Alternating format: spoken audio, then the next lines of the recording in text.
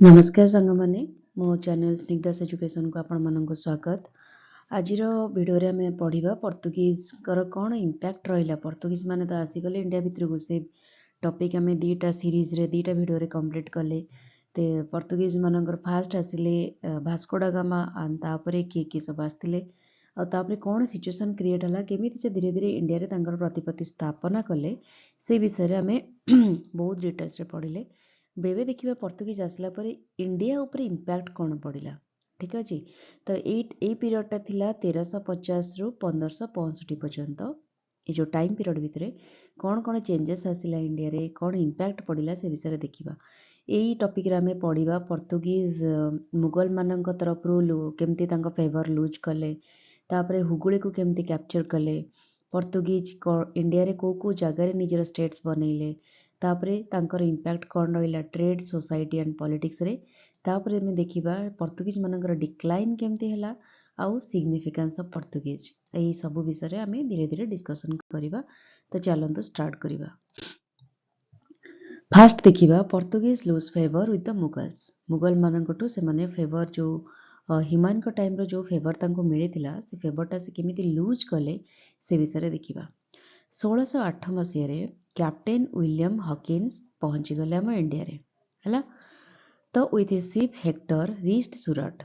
तो इंडिया रो जो गुजरात रो जो सूरत अच्छी से एरिया रे कैप्टेन विलियम हॉकिन्स जे कि पर्तुगीज रो कैप्टेन थिले से आसिकी पहुंची गले हैला। तांको शिप रो ना थिला हेक्टर। सी तांको सांगरे गोटे लेटर नेकी आस्थिले जे इंग्लैंड रो किंग थिले हैला। तांको ना थिला जेम्स वन हैला। मुगल किंग सेतेबेले थिले जहांगीर। तो तांको पाखकु गोटे से लेटर नेकी आसिले for the permission to do business in India India रे बिजनेस करिबा पई कि परमिशन मागिबा पई गोटे लेटर नेकी आसिले। तो एटा हैला पर्तुगीज माने सेतेबेले ऑलरेडी इंडिया रे आसार थिले हैला। वर्तमान इंग्लैंड मानकर पारी से माने भी आसिया को चाहुचंदी। सेतेबेले ऑलरेडी फादर थिले पिन्हेरो एंड पर्तुगीज हैला। Authorities tried to prevent Hawkins from reaching Mughal court जेहेतु ऑलरेडी पर्तुगीज माने इंडिया रे तांकर गोटे दबदबा रही से चाहू नथिले कोनोसी भी मते इंग्लैंड रो लोक माने आसी एटी तांको बिजनेस स्टार्ट करंतु हैला। किंतु से माने एई जो जिनस से जो ट्राए करुले इंग्लैंड ब्रिटिशर मानक भितर को पुरेबा पाई से कहीं ना कहीं सक्सेस हो पारे ना फेल्योर हो गले कहीं ना जहांगीर कौन कले हॉकिन्स कठू जहाँ भी से गिफ्ट आनी इंग्लैंड रो से सब किसी से एक्सेप्ट कले आज a new Turki language conversed with the empire with an interpreter. तो जो हॉकिन्स कर आ गोटे एडवांटेज थिला से तुर्किश लैंग्वेज भी जानी थिले और जो से मुगल्स माने मुगल सम्राट माने तुर्किश लैंग्वेज रे भी कथबार्ता होते तेणु तांको इजी हैला जहांगीर के सहित इंटराक्ट करबा पई हैला। तो हॉकिन्स को बिहेवियर रे हॉकिन्स कर जहाँ भी इंटरप्रिटेशन रे खुशी है कि जहांगीर तांको मनसबदार हिसाब रे अपॉइंटमेंट कले। आमे पढ़िबा जेतले मुगल साम्राज्य विषय पढ़िबा कि डिफरेंट सम्राट माने हिमायून हो गला अकबर है जहांगीर हेले तो से माने तांको कोर्ट रे ना डिफरेंट डिफरेंट लोक मानन को इवन फॉरेनर मानन को भी मंत्री हिसाब रे मनसबदार हिसाब रे अपॉइंटमेंट दउतले। तो हॉकिन्स को भी से सही हिसाब रे जहांगीर मनसबदार अपॉइंटमेंट कर देले। आउ he was also married to the daughter of the American Christian named Mubarak Shah हैला। अमेरिकन क्रिश्चियन जने थिले तांको ना मुबारक शाह थिला तांको मतलब तांको झियो को भी से मैरी कले।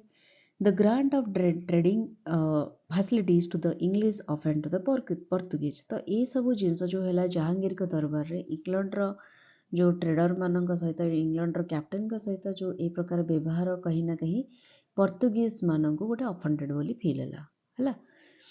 तापर कौन है after negotiation a truce was established between Portuguese and Mughal empire. तो यही ड्यूरिंग दैट टाइम तो गोटे ट्रूस गोटे मतलब गोटे यही नेगोशिएशन भितर पर्तुगीज आ मुगल भितर गोटे ट्रूस एस्टाब्लिश हो गला हैला। पर्तुगीज माने ट्राए कले इंग्लिश रो जेते सब ब्रिटिशर मानकर जेते सब जहाज आसुची तांको सूरत पोर्ट भितर पसिबा पई कि से तांको रेजिस्ट कले। हकिन्स तापरे मुगल कोर्ट 1611 मसीह छाड़ीदेले enable to counter the Portuguese introduce. तो सी बहुत ट्राए करुले पर्तुगीज मान रेजिस्टान्स को मतलब तांको माने से जो रेजिस्टान्स तांको मिलुथिला पर्तुगीज तरफ ताकू रेजिस्ट करवा आंग पक्षे बहुत मुस्किल है से 1611 मसीह मुगल कोर्ट छाड़ी चलीगले। तापरे कौन है 1612 मसीह गोटे इंग्लिश सीप आसिला जार ना थिला ड्रागन। हकिन्स आनी जो इंग्लिश सीप ता ना थिला हेक्टर। 1612 मसीह आउ गोटे इंग्लिश सीप आसिला जार ना थिला Dragon under the captainship captain Best along with a little ship the Osiander है। तो कैप्टेन बेस्ट आसिले सी दीटा सीप आनले गोटे आनले ड्रागन है आउ गोटे ता सहित गोटे छोट सीप थिला जार ना थिला ओएसेंडर। तो ये दीटा सीप सहित से माने कौन कले मिसिकी पर्तुगीज जो फ्लीट थिला फ्लीट माने कौन आम पढ़िले ग्रुप ऑफ सीप है। तो पर्तुगीज जो फ्लीट गुड़ाक थिला ताकू से हरेले तांको सहित युद्ध कले। जहांगीर भी बहुत इम्प्रेस हेले इंग्लिश मानकर ए विक्ट्री देखिकी। ओके एपर्यंत बुझीगला। नेक्स्ट देखिबा तापरे कौन है एठी धीरे धीरे पर्तुगीज मान सहित मुगल मानकर जो कन्फ्लिक्टा थिला सेटा धीरे धीरे एस्कालेट होगा स्टार्ट है। रिजन कौन था Portuguese act of piracy. Portuguese जो पायरेसी खेलुले माने जहाँ भी समुद्र रे जो प्रकार नाभाल को लेकिन जो जिनस से माने करुले धीरे धीरे एथिरे कौन है मुगल एम्पायर सहित से शत्रुता क्रिएट है। कन्फ्लिक्ट गोटे शीतल युद्ध भाया गोटे भितर गोटे कन्फ्लिक्ट स्टार्ट होगला। 1613 मसीह पर्तुगीज जहांगीर को अफेंडेड कले बाय कैप्चरिंग मुगल शिप। समुद्र रे जो मुगल शिप गुड़ा भी चलुला ताकू पर्तुगीज माने डेयर करके ताकू धरिले आउ imprisoning many Muslims and plundering cargoes.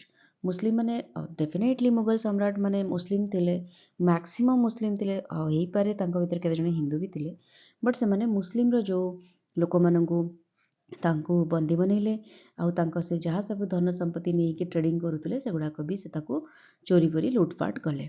तो से जहांगीर बहुत रागी कले रागिकी ऑर्डर देले मुकरब खान तांकर जने थिले चार्ज ऑफ सूरत रे सूरत चार्ज रे जने थिले मंत्री बहुत माने आर्मी थिले तांको से ऑर्डर देले कंपेनसेशन टू ऑब्टेन कंपेनसेशन जहाँ भी पर्तुगीज माने बदमाशी करिसेंती तांको टू कंपेनसेशन भरण पोषण कर है। तो यही अंडर कौन है ड्यूरिंग तापरे एटा थिला जहांगीर को टाइम रे पर्तुगीज मान सहित एमती प्रकार गोटे कन्फ्लिक्ट है।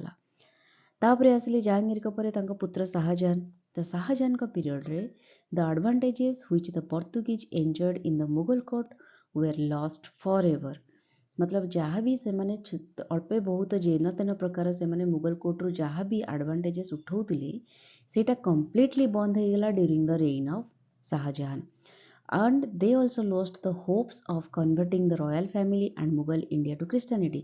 आउ मु तो पढ़ी आपण माने एडवेंट ऑफ पर्तुगीज पार्ट 1 रे एटा क्लियरली मु कहितली सेमानकर इंटेंशन दीटा थिला गोटे हैला ट्रेडिंग पर्पज सेकेंड हैला से माने जो जो एरिया को जिबे जोटी जोटी ट्रेडिंग करिवे से सब एरिया रे क्रिश्चियनिटी को कन्वर्ट करबा पई के लोक मानन को ट्राई करिवे हैला। तो यहाँ ऑलरेडी मिशन थिला तो से कि से मुगल साम्राज्यर जो भी राजा थिले रॉयल फैमिली थिले इवेन इंडिया मैक्सिमम लोक मान क्रिश्चियनिटी अंडर रे रिलीजन अंडर रे कन्वर्ट करने जो ट्राए करुले से होप कहीं ना कहीं एटी खत्म हो गला due to the lost of favour from Mughal court. Okay next देखिबा नेक्स्ट कौन है 1579 मसीह पर्तुगीज एटा आमे पढ़िले हाँ कैप्चर ऑफ हुगली है केमती 1579 Portuguese had settle down on a river bank short distance from Satgaon in Bengal. Bengal area रो गोटे सतगांव पाखापाखि गोटे एरिया थिला सेठी से माने ट्रेडिंग एक्टिविटीज कले। तो ट्रेडिंग एक्टिविटीज से माने जोटी जोटी करथिले से एरिया मानकर ट्राई करथिले निज रोटे सेटलमेंट बनिया पई फोर्टिफिकेशन करिया पई दुर्ग बनेबा पई की। तो कौन है धीरे धीरे से माने निजर पोजिशन को बहुत स्ट्रेंथेन करने को ट्राई कले bye constructing big buildings which led to the migration of the trade from Satgaon to the new port known as Hooghly. तो हुगली रे से माने गोटे न्यू पोर्ट बनैतिले तो सेठी पाखापाखि एरिया रे सब बिल्डिंग गुड़ा तैयारी करने को लगिले जोथि पई कि तांको जो माइग्रेशन करुथिले ड्यूरिंग द ट्रेडिंग ସେଗୁଡ଼ାକରେ ତାଙ୍କୁ ହେଲ୍ପ ମିଳୁଥିଲା ଯେଉଁ ବିଲ୍ଡିଂରେ ରେସିଡେନ୍ସିଆଲ୍ ବିଲ୍ଡିଂ ବନାଉଥିଲେ ସେଠି ସେମାନେ ରେଷ୍ଟ କରୁଥିଲେ ତାଙ୍କର ଟ୍ରେଡ଼ିଂ ଜିନିଷ ବି ରଖୁଥିଲେ ଗୋଦାମ ଭଳିଆ। ତ ସେମାନେ ହୁଗଲିରେ ଟ୍ରାଏ କଲେ ଗୋଟେ ପୋର୍ଟ ବନେଇବା ପାଇଁକି। ତାପରେ ସେ ସେଠି ମନୋପୋଲାଇଜ୍ କରିଦେଲେ ହେଲା। ମନୋପୋଲାଇଜ୍ ସେ ଏରିଆରେ କ'ଣ ମନୋପୋଲାଇଜ୍ ମାନେ କ'ଣ, ସେ ଏରିଆରେ ନିଜର ଦବଦବା ରହିଲା, ମାନେ ସେ ଏରିଆରେ ଆଉ କାହାର ବି କୌଣସି ମନମାନି ଚଳିବନି, ଓନ୍ଲି ପର୍ତ୍ତୁଗୀଜ ମାନଙ୍କର ମନମାନି ଚଳିବ। ତ ସେମାନେ ମନମାନି କରିଥିଲେ ସଲ୍ଟର ମାନୁଫ୍ୟାକ୍ଚରିଂ ଉପରେ, ଲୁଣର ଯେଉଁ ମାନୁଫ୍ୟାକ୍ଚରିଂ ଉପରେ। ତାପରେ build a custom house of their own, ନିଜର ଗୋଟେ କଷ୍ଟମ୍ ହାଉସ୍ ବି ବନେଇଥିଲେ।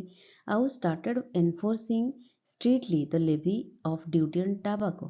ଟାବାକୋ ଯାହା ବି ଆସୁଥିଲା ଏକ୍ସପୋର୍ଟ ଇମ୍ପୋର୍ଟ ଯାହା ବି ହେଉଥିଲା ତା ଉପରେ ସିଏ ଗୋଟେ ବହୁତ ହେଭି ଟ୍ୟାକ୍ସ ଲଗେଇବାର ମନୋପୋଲି ସେମାନେ କରୁଥିଲେ ହେଲା।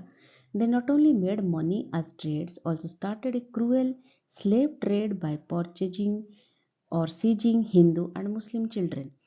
ତା ସହିତ ବି ଏସବୁ ଟ୍ରେଡିଂ ସହିତ ବି ସେମାନେ ବହୁତ ଗୋଟେ ଘିନନା ହରକତ କରୁଥିଲେ। କ'ଣ କେବଳ ମନିକୁ ଟ୍ରେଡ୍ କରୁନଥିଲେ, ଏ ଟାଇମ୍ରେ ସେ ଗୋଟେ ଷ୍ଟାର୍ଟ କରିଦେଇଥିଲେ ହିନ୍ଦୁ ଆଉ ମୁସଲିମର ଯେଉଁ ଛୋଟ ଛୁଆମାନେ ଥିଲେ ତାଙ୍କୁ ସେମାନେ ସିଜ୍ କରିକି ତାଙ୍କୁ ସେମାନେ କିଣାବିକା କରିକି ଟ୍ରେଡିଂ ସ୍ଲେଭ୍ ଟ୍ରେଡ୍ କରୁଥିଲେ। ମାନେ ତାକୁ ନେଇକି ଡିଫରେଣ୍ଟ କାମରେ ଛୋଟ ପିଲାଙ୍କୁ ଲଗାଉଥିଲେ। ଯେଉଁ କାମ ଗୁଡ଼ାକ ଆମ ଯେଉଁ ଶିଶୁ ନିର୍ଯାତନା ଯେଉଁ ଦେବା, ଛୋଟ ଛୋଟ ପିଲାମାନଙ୍କୁ ଡିଫରେଣ୍ଟ କାମରେ ସେମାନେ ନିଯୁକ୍ତି କରୁଥିଲେ ହେଲା। 1632 ମସିହାରେ ଶାହାଜାହାନ ଅର୍ଡ଼ର ଦେଲେ ବଙ୍ଗାଲର ଗଭର୍ଣ୍ଣର ଯିଏ ଥିଲେ କାସିମ ଖାନ ହେଲା। ସେତେବେଳେ ଜାଣିଲେ ପର୍ତ୍ତୁଗୀଜ ମାନେ ଏସବୁ ବଦମାସି କରୁଛନ୍ତି ବୋଲି ସିଏ ଅର୍ଡ଼ର ଦେଲେ ବଙ୍ଗାଲର ଗଭର୍ଣ୍ଣରକୁ, ତମେ ପର୍ତ୍ତୁଗୀଜ ମାନଙ୍କ ଉପରେ ଏଗନେଷ୍ଟରେ ଆକ୍ସନ୍ ନିଅ ଆଜ୍ ସୁନ୍ ଆଜ୍ ପସିବୁଲ୍। ତ ସିଏ କ'ଣ କଲେ, ହୁଗଲିକୁ ସିଜ୍ କଲେ ହେଲା, ଲେଟ୍ ଟୁ ପର୍ତ୍ତୁଗୀଜ ଫ୍ଲିଂ। ତ ଯାହାଫଳରେ ପର୍ତ୍ତୁଗୀଜ ମାନେ ସେଠାରୁ ଭାଗିକି ପଳେଇଲେ। Portuguese prisoners were offered to convert to Islam or become slave. ତ ଯେଉଁ ପର୍ତ୍ତୁଗୀଜ ମାନଙ୍କୁ ସେ ବନ୍ଦୀ ବନେଇଲେ ତାଙ୍କୁ ସେ ଅଫର ଦେଲେ, ତମେ ଆଇଦର ଇସଲାମ ଧର୍ମରେ କନଭର୍ଟ ହୁଅ ୟା ଫିର୍ ଆମମାନଙ୍କର ଦାସତ୍ୱ ସ୍ୱୀକାର କର, ତାହେଲେ ହିଁ ଆମେ ତମକୁ ଛାଡ଼ିବୁ, ଅଦରୱାଇଜ ତମେ ସାରା ଜୀବନ ଏମିତି ବନ୍ଦୀ ହେଇକି ରହିବ। ଓକେ, ନେକ୍ସଟ ଦେଖିବା।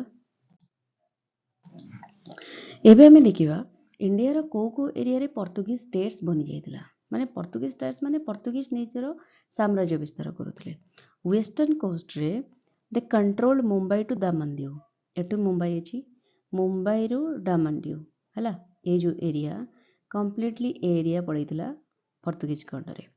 ସାଉଦର୍ନ ଟେରିଟୋରିଜରେ ସାଉଥ ମାଙ୍ଗାଲୋର ହେଲା, ସାଉଥ ମାଙ୍ଗାଲୋର ସହିତ କାନୋର, ଏଠି ଆମେ ଦେଖିବା 1 ମିନିଟ୍, ତା ସହିତ କୋଚିନ୍ ଆଣ୍ଡ କାଲିକଟ ହେଲା। ଏ ଯେଉଁ କୋଚିନ୍ କାଲିକଟ ଏ ଯେଉଁ କାନୋର ହେଲା, ଏପଟ ଏରିଆ ସେ କମ୍ପ୍ଲିଟଲି ବସି ଯାଇଥିଲେ ପର୍ତ୍ତୁଗୀଜ ମାନେ।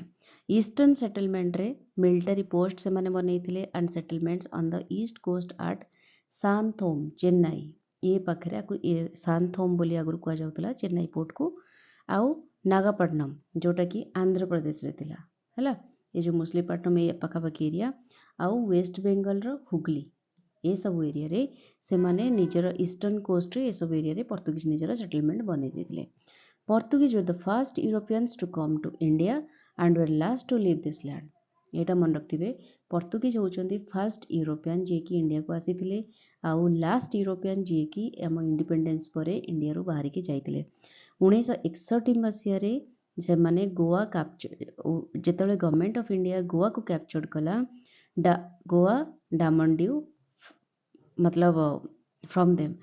ତ ଆମ ଇଣ୍ଡିଆ କେବେ ଇଣ୍ଡିପେଣ୍ଡେନ୍ସ ହେଲା 1947 ମସିହାରେ।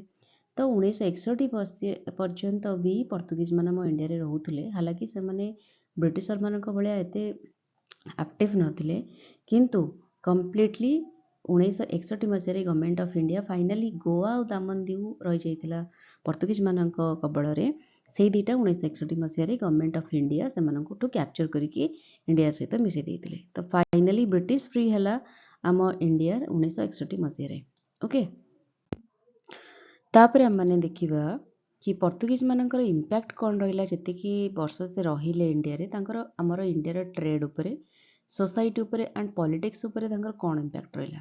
ଫାର୍ଷ୍ଟ ଦେଖିବା ଟ୍ରେଡ୍ ମୋନୋପୋଲାଇଜ, କି ପ୍ରିଭିୟସ୍ ସ୍ଲାଇଡ଼୍ରେ ମୁଁ ପଢ଼େଇଲି ସେ କେତେ ଗୁଡ଼ିଏ ଜିନିଷ ଉପରେ ମୋନୋପୋଲାଇଜ କରୁଥିଲେ। ମୋନୋପୋଲାଇଜ ମାନେ ଟ୍ରେଡ୍ରେ ଓନ୍ଲି ତାଙ୍କର ହିଁ मोनोपोली चलिबो आउ से काहाकू अलाउ करिवेनी हैला जेमती गोटे सेंट्रलाइज्ड गवर्नमेंट काम करे कि केवल तारी कथा माने समस्ते मानिबाकू बाध्य या फिर जदि से न मानले ताहले फाइन पड़िबो या फिर जहाँ भी कारवाई हबो जहाँ भी तो ट्रेड उपरे तांकर 100% मोनोलाइज थिला Portuguese tried to do was to monopolize certain goods in India and tax the others ହେଲା ଯେମିତି କି ପେପର आर्म्स माने ଯେତିକ ଯୁଦ୍ଧ ସାମଗ୍ରୀ ହେଲା ଆମ୍ୟୁନିସନ୍ ଯୁଦ୍ଧର ଯେତେ ସବୁ ଅସ୍ତ୍ରଫସ୍ତ୍ର ହେଲା ସେଗୁଡ଼ାକ ଆଣ୍ଡ ୱାର୍ ହର୍ସେସ୍ ଯେଉଁ ଘୋଡ଼ାମାନଙ୍କୁ ଆରବ କଣ୍ଟ୍ରିରୁ ଇଣ୍ଡିଆନ୍ ମାନେ ଇମ୍ପୋର୍ଟ କରୁଥିଲେ ସେ ସବୁ ଜିନିଷ ଉପରେ ଏକ ରୟାଲ ମୋନୋପୋଲି ସେମାନେ ଷ୍ଟାର୍ଟ କରୁଥିଲେ ହେଲା No nation, not even Portuguese private traders, were allowed to engage in the trade of these goods.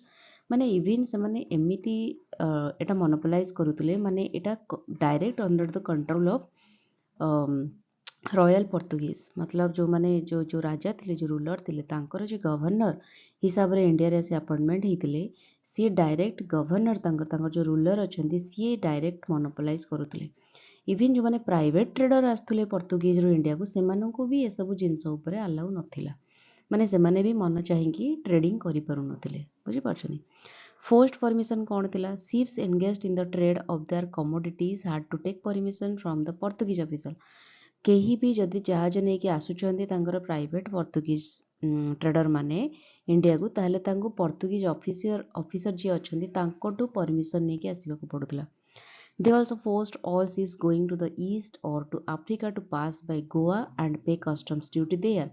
माने इवन से एमिति करुथिले कि तांकर गोटे ट्रेड रूट थिला जो माने इंडिया को आसीबे पोर्तुगीज रू से माने भाया गोवा देकी हैला या फिर अफ्रीका आ गोवा देकी से माने इंडिया भितरे प्रवेश करिवे बुझी परछो आउ तांको ऊपर कस्टम ड्यूटी भी दिया लागुतला आउ एई पाट देकी आसला परे तांको कस्टम ड्यूटी भी देकी इंडिया भितर को प्रवेश करिया पड़िबो तो केते वे रे से माने मोनोपोली करूथिले हम कंट्री ऊपर हैला वायलेंट एनफोर्समेंट तो कौन करथिले any ships that violate this rules faced a war and sunk or captured तो जो माने आकु वायलेस करूथिले एई एग्रीमेंट को हैला या फिर ए तांकर जब परमिशन को समान जदि वायलेट करूथिले तो तांको आइदर युद्धर सामना करबा को पडुथिला या फिर तांको सेही पानी भितरे माने से बाटरे आसला बेले जहाज रे बुड़े दिया जाउथला हैला या फिर तांको बंदी बने दिया जाउथला आउ जो माने मेन और women abroad treated as slaves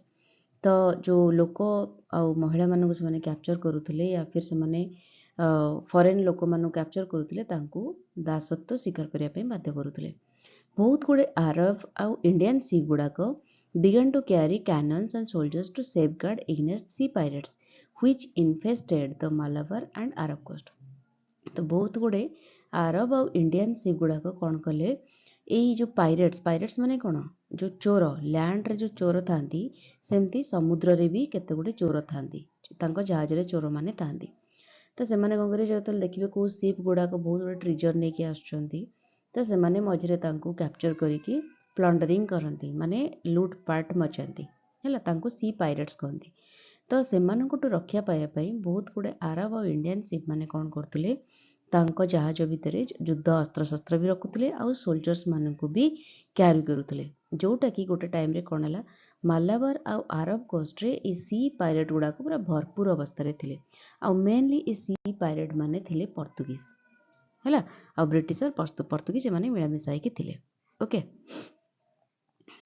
तो एबे देखिबा आमे एई सब जो मोनोपोली चलतिला पोर्तुगीज मोनोपोली रो चैलेंजेस से माने कोन फेस करथिले ए मोनोपोली पई continued Arab and Gujarat dominance the Gujarat and Arab continue to dominate some of the most lucrative Asian trade एमानक पूर्वरु गुजराती माने आउ अरब आम ऑलरेडी इंडिया रो अरब कंट्री सहित भल ट्रेडिंग चलतिला तो ये जो गुजराती आमर सुमात्रा सॉरी सौराष्ट्र है तो एमानकर तो अरब कंट्री सहित बहुत भल संपर्क थिला तो से बहुत गुड़े एशियन ट्रेड सहित जड़ित थे जमती कि टेक्सटाइल राइस सुगार ये सब व्हिच दे ऑब्टेन्ड जो गुड़ाक से सब बनाऊले ये सब उपर से भल एशियन ट्रेड रोला तो स्पाइस से साउथ ईस्ट उपर बहुत भल ट्रेडिंग चलता आमर गोल्ड आउ हॉर्स वेस्ट एशिया मिलूला आमको भलसे सिल्क आउ पोर्सलिन आमे चाइना रु मगाऊले ये सब उपरे गुजराती माने पर्टिकुलारली डोमिनेंस थिले एई सब ट्रेडिंग उपरे।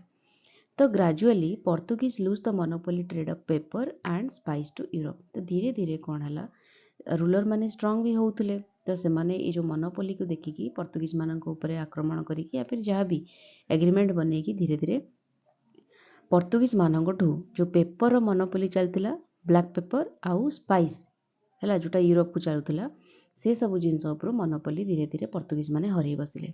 Bye the end of 16th century 16 शताब्दी लास्ट बेलू जोटा कि लेभांट आउ इजिप्टियन मार्केट रे जो पेपर जाऊला both overland on by red sea increased. तो धीरे धीरे कौन है लेभांट आउ इजिप्टियन मार्केट को जो पेपर गुड़ा जाऊला सप्लाए से गुड़ाक धीरे धीरे बोथ बाय लैंड माने रोड मध्यम हो या फिर रेड सी मध्यम ये दुटाक बढ़ा लगे कारण the great Mughal empire and the Safavid were able to promote and safeguard overland trade. जो रोड रे जो ट्रेड गुड़ाक चली से मुगल साम्राज्य बहुत भल स्ट्रंग होल्ड थिला है आउ साफाविड डिनास्टी भी भल होल्ड थिला। से माने परस्पर सहित म्यूचुअल एग्रीमेंट करके गुटाक सेफगार्ड करदे। फास्ट कथा आउ गुजराती माने able to arrange new supply route from Achin in Sumatra to Egypt. Achin माने सुमात्रा रे जो सुमात्रा रू इजिप्ट पर्यंत भाया लाक्षाद्वीप आमर जो अच्छी द्वीप यूनियन टेरिटोरी से ही माध्यम देकी से माने गोटे भल रूट पाई जाइतिले जो माध्यम रे से माने ट्रेडिंग करुथिले यूरोपियन कंट्री सहित through Red Sea where the Portuguese navy could not operate. और रेड सी रे जेहेतु सेठी ऑटोमन एम्पायर भी चलतिला तो रेड सी रे पोर्तुगीज माने भी निजर दबदबा मेंटेन करि पार नथिले। तो सेति पई से सब जगह मानकरे गुजराती आउ अरब कंट्री माने निजर जो ट्रेडिंग टाको विस्तार करने को लगी। तो Portuguese could not also able to develop Goa as the dominant Asian trade. तो हुए तो से गोटे टाइम रे गोवा को कैप्चर कर देते किंतु जेहेतु मुगल सम्राट माने भी काफ़ी से बहुत फेमस थिले आउ से बहुत स्ट्रंग थिले से माने गोवा रे एनीहाउ निजर एशियन ट्रेड पाई निजर डोमिनेंट सेठी से बनै पारिले नाही हैला। Centre eclipsing Cambay and Surat in Gujarat though adversely affected the Malabar trade and the sea trade from Bengal है ये जो सेंटर धीरे धीरे से माने सेंटर रु आउ काम्बे आउ गुजरात जो सूरत एरिया ए सब मानकर धीरे धीरे से मानकर ट्रेड एडवर्सली इंपैक्ट करने को लगिला मोनोपोली धीरे धीरे हटिबा को लगिला। मालाबार ट्रेड ऊपर भी तांकर धीरे धीरे मोनोपोली घटिबा को लगिला आउ बंगाल सहित माने हमर वेस्ट बेंगल सहित जो ट्रेड चलता से गुड़ा भी धीरे धीरे लूज होगा को लगिला which they preyed upon from चितनगंग। ठीक अछि तापर देखिबा पोर्तुगीज मानकर कंट्रीब्यूशन कौन थिला हमर ट्रेड एंड एग्रीकल्चर प्रति एटा भी गोटे देखिबा। पोर्तुगीज माने however upon of India trade with Japan. तो पोर्तुगीज माने आसिला परे हम इंडिया रो trade with Japan and Japan particularly copper and silver trading टा काफी बढ़ी गईथला हैला। ता सहित also open of India trade with Philippines सहित भी आमर ट्रेडिंग काफी बढ़ी जाइतिला पोर्तुगीज आसीबा द्वारा। फिलिपाइन रो से माने इंडियन टेक्सटाइल आणुथिले to South America and bought back silver in exchange. तो से माने सेठू फिलिपाइन्स रो साउथ अमेरिका को नौथिले इंडियन टेक्सटाइल आउ साउथ अमेरिका रो इन एक्सचेंज से माने सिल्वर आनिके एठी ट्रेडिंग करथले हैला। तापरे किंतु से माने गोटे जिंस करिथिले but they did not act as a bridge for transmitting to India the science and technology which had grown in Europe since Renaissance। आमे जानिथिले गोटे फ्रेंच रिवोल्यूशन आसला परे रेनेसांस आसला परे वेस्टर्न जो यूरोपियन कंट्रीज काफी डेवलप हो जाइतिला हैला बहुत से माने डेवलप हो जाइतिले किंतु से माने गोटे जिंस करिथिले तांकर साइंस एंड टेक्नोलॉजी को से माने दुनिया रे ट्रांसमिट करि नथिले जो एरिया को आसिथिले कारण से मानन को होता एटा भाबिथिले कि ट्रांसमिशन करदेले आमे माने भी तांकुला डेवलप हो जिवो आ ग्रो करिजिवो। तो सेतिपई से माने जहाँ ट्रेडिंग करथले किंतु साइंस एंड टेक्नोलॉजी को से माने ट्रांसफर करनथले। रीजन एति एतिला Portuguese were themselves not as deeply affected by renaissance as Italy and northern Europe. Northern Europe जो माने इंग्लैंड ब्रिटिशर माने रहउतले एंड इटली जो एरिया रे से माने जति डीपली अफेक्टेड थिले जते सब अडॉप्ट करूतले टेक्नोलॉजी पोर्तुगीज माने सेही हिसाब रो टेक्नोलॉजी अडॉप्ट करि नथिले हुए तो सेटा गोटे रीजन थिला जोथि पई से माने ट्रांसमिट करि नथिले टेक्नोलॉजी है। एग्रीकल्चर प्रोडक्ट वे भी से काफ़ी सारा नंबर ऑफ एग्रीकल्चर प्रोडक्ट्स आनी सेंट्रल अमेरिका रू आम इंडिया को ट्रांसफर करते जमीक पटाटो पोटाटो आमर देसी आइटम नुहे आम अमेरिकार आसी टाबाको मेज पीनट ये सारे जिनस धीरे धीरे से इंडिया कल्टिवेट करने को लगे और आम आडप्ट करनेलु ठीक अच्छे। नेक्स्ट आसला Portuguese military strength in the Deccan तांकर डेक्कन रे मिलिटारी स्ट्रेंथ पोर्तुगीज माने केमिति बढ़ाइथिले जेहेतु डेक्कन रे बहुत एक्टिवली से माने एठी निजर दुर्ग बनैथिले एठी एक्टिवली से माने ट्रेडिंग करुथिले तेणु मिलिटारी स्ट्रेंथ भी धीरे धीरे से माने डेक्कन एरिया रे बढ़ाइबाको लागिथिले। देखिबा से माने विजयनगर एम्पायर को डिफीट कले एट बाणीहाटी इन 1565 मसीह रे emboldened the Deccani states to make concerted effort to dislodge the Portuguese from the Deccani coast हैला। तो से माने बाणीहाटी आमे पढ़िले विजयनगर एम्पायर विषय बाहमानी एम्पायर विषय द बैटल ऑफ बाणीहाटी जेतेबेले पोर्तुगीज रूलर सहित मिसिकी से माने हरैथिले विजयनगर एम्पायर को ठीक अच्छे। तो 1570 मसीह आलियंस एग्नेस्ट पोर्तुगीज 1570 रे अली अदी शाह जी कि थिले बीजापुर सुल्तान सीए alliance with sultan of Ahmednagar and कलकत्तार जो जमारीन थिले तांको सहित गोटे आलियंस बनैले आलियंस बनैकी decided to attack Portuguese position in the dominion. तो जो जो एरिया रे पोर्तुगीज माने थिले तांको डोमिनियन रे पोर्तुगीज मानकू अटैक करिवे बोली से माने डिसाइड कले हैला। तो Adil Shah personally led the attack against Goa Nizam Shah विशेष चौल तो सी पर्सनाली आदिल शाह कौन कले गोवा रे तांको अटैक कले पोर्तुगीज मानक पर्सनाली लेड कले माने निजे से जो युद्धर ग्रुप रो लेड नहीं की अटैक कले आउ एथिरे निजाम शाह भी चौल को सीज्ड कले हैला। But once again Portuguese backed up by the strong navy and prove to be too strong to defeat. तो पोर्तुगीज मानक पाखरे काफी सारा डेवलप टेक्नोलोजी थिला से माने मिलिटरी बहुत स्ट्रॉन्ग थिले डेवलप थिले तो सेति पई कहीं ना कहीं से माने जनतन प्रकार जीती गले। तो तापरे कौन है Portuguese remain master of the Indian seas and the Deccan coast. तो डेक्कन जिते सब कोस्ट अच्छी कोस्ट रे से मानकर डोमिनियन स्टार्ट है आउ माने eight the same time parallelly से माने सी मानकर भी से मानकर आर्मी गुड़ा स्ट्रॉन्ग हवा लगिला ठीक अच्छे। तापर हमें देखिबा पोर्तुगीज मानकर डिक्लाइन केमती हैला को रीजन थिला को फैक्टर थिला जोथि पई कि पोर्तुगीज मानकर डिक्लाइन हैला। फर्स्ट ला the local advantage gained by Portuguese in India were reduced with the emergence of powerful dynasties in Egypt same time रे इजिप्ट पर्सिया नॉर्दर्न इंडिया ये सब जगह मानकर पावरफुल डिनास्टी धीरे धीरे इमर्ज कले जोथि पई कि पोर्तुगीज माने जो लोकल एडवांटेज पाउथिले सेगुडाक धीरे धीरे कमीबाको लागिला and rise of the turbulent Marathas. तापर हमें पढ़िबा मुगल सम्राट टाइम रे मुगल साम्राज्य टाइम रे मराठा मानकर केमती उत्पत्ति हैला मराठा माने सालसेटी बासेन ये सब एरिया जोड़ा पोर्तुगीज माने कैप्चर कर रखी 1739 मसीह से गुड़ा सब कैप्चर करने Portuguese policy of conversion to Christianity जोटा कि हिंदू माने आमर इंडियाटा गोटे हिंदू राष्ट्र इतिहास गवा अच्छी कि टाइम टू टाइम बहुत लोक मैंने बहुत सम्राट मैंने ट्राए करिसेंती बहुत कम्युनिटी ट्राए करिसेंती हिंदू मानन को कन्वर्ट करबा पई कि टू डिफरेंट रिलीजन बट एटा केबे पॉसिबल हेइनी। सनातन धर्म एते स्ट्रांगली बेस हेकि अछि इंडिया रो बेस होछि सनातन धर्म। तो एमाने जो आसथिले क्रिश्चियनिटी रे कन्वर्ट करबा पई कि कहीं ना कहीं सेटा भी one type of resentful situation create कला हैला। तांकर डिसऑनेस्ट ट्रेड प्रैक्टिस आमे पढ़िले से केमती डिसऑनेस्टली सब काम करथिले लोक माननको इवन छोट छुआ माननको भी से काम रे लगाउथिले बहुत एरोगेंसी थिले वायलेंस से माने आनिथिले निज सहित। तो जोथि पई कि स्मॉल स्टेट एम्पायर मुगल सम्राट को पाखरे से माने धीरे धीरे माने कोन ताको कहंती धीरे धीरे से माने तांको प्रति अप्रिय हेई गले हैला। छोट छोट जो स्मॉल स्टेट्स से माने स्मॉल रूलर जो मान थिले से मानक प्रति अप्रिय हेई गले। Discovery of Brazil diverted colonising activity of Portugal to west. तो एट द सेम टाइम अफ्रिकार ब्राजील एरिया भी हैला सॉरी ब्राजील एरियाटा को भी से माने डिस्कवर कले जोथि पई कि कॉलोनाइजिंग जो माने इंडिया रे कॉलोनाइज करूथले से माने डाइवर्ट हेले ब्राजील तरफ को हैला। Goa superseded by Brazil as the economic centre of overseas empire of Portugal. तो गोवा रू से माने डाइवर्ट हे गले ब्राजील को एटा गोटे मेन रीजन थिला।